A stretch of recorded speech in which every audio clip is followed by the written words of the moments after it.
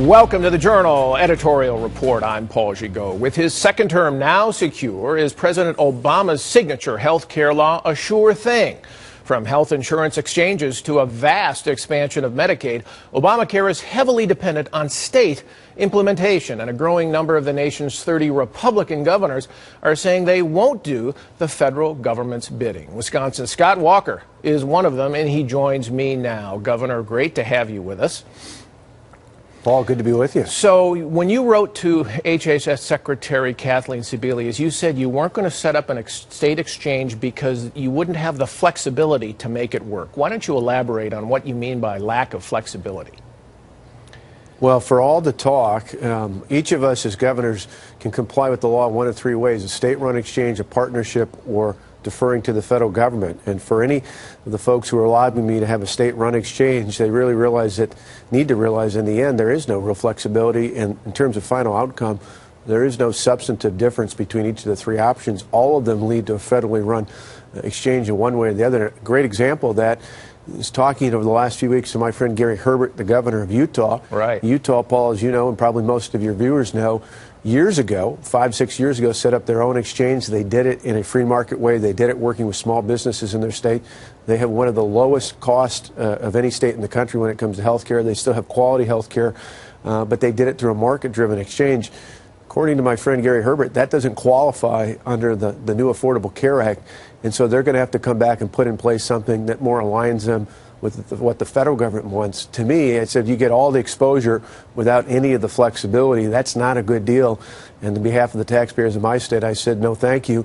We'd rather have the federal government take on not only responsibility, but the responsibility for paying for it, and not defer that to our taxpayers. Isn't there a risk, though, that if the federal government runs the entire show, that you guys will be cut out totally, and that basically you'll have even less room for maneuver? Your companies in the state, your providers in the state will really have to march entirely to Washington's dictates.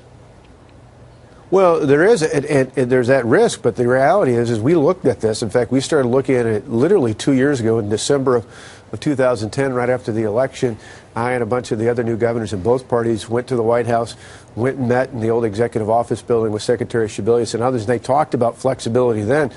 The reality, though, is the flexibility was really limited mainly to things like how many staff from the state do you have? Do you have a handful like Utah, or do you have hundreds like Massachusetts? In terms of regulation of what has to be included, how it's governed in your state, those things are all essentially dictated through the federal government. And for all the talk about flexibility, right, it really doesn't happen. I got to tell you, though, as a governor who believes in federalism, who believes in the 10th Amendment, instinctively, my gut, when given the chance on anything, is to have the state run it over the federal government. But you look at things like the food stamp program, food right, share.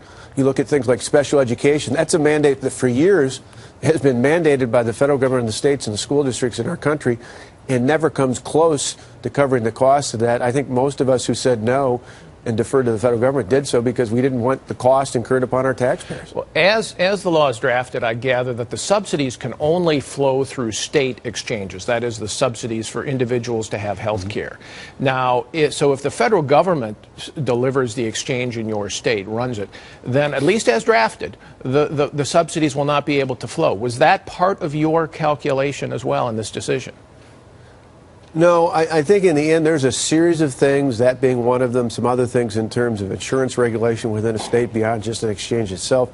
Those are things that I think all of us as governors, including some Democrats who did the same thing we did and deferred to the federal government, we're going to come back to the Congress, work with members of both political parties. I think those are reasonable adjustments, technical type adjustments that the Congress should be able to make going forward. Because as you know, and again, your viewers know, most of these decisions were made just a few years ago about this time of year, right, late in the game, without any real input from governors or, for that matter, just about anybody else. And these are the technical things that if you're going to have it, at least make it work. I objected to it. I fought it in court. I fought it politically. I lost those battles. I've conceded that.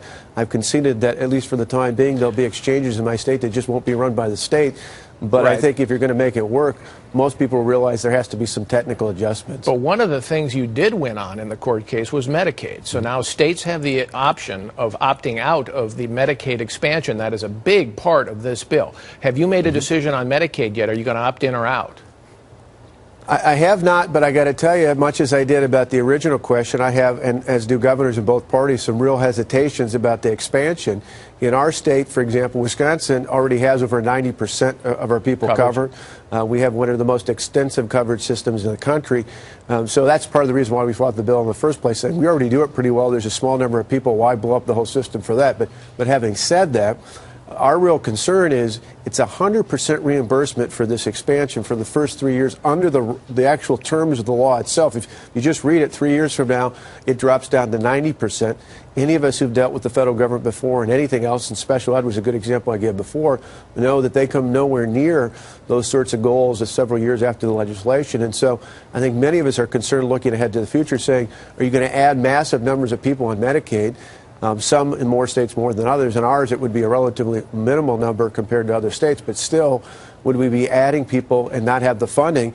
And that's assuming they comply with the law. In light of the fiscal cliff and everything else out there, there's a very real possibility, even with the next year or two, that Medicaid funds to the states might be reduced. And without true flexibility through a block grant, we have a real tough time dealing with what we have today, let alone adding more. Now, what's your estimate of the number of people on Medicaid that you would have to add under the expansion? Do you know that off the top of your head?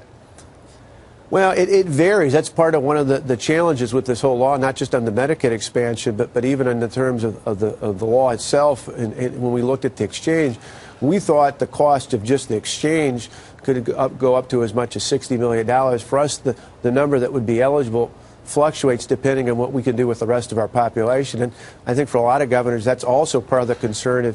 If we had a concrete answer to this, it might be easier to make those decisions. But we keep sending questions to the administration, not just from the Republican governors, but from the National Governors Association. And repeatedly, we get letters back that really don't answer those questions, and that's part of the problem. All right. Well, Governor, thanks so much for being here. There's going to be a big debate, and we'll watch your decisions carefully. Thanks so much for being here. We will indeed. And go Packers on Sunday night. All right. I agree. All right. When we come back after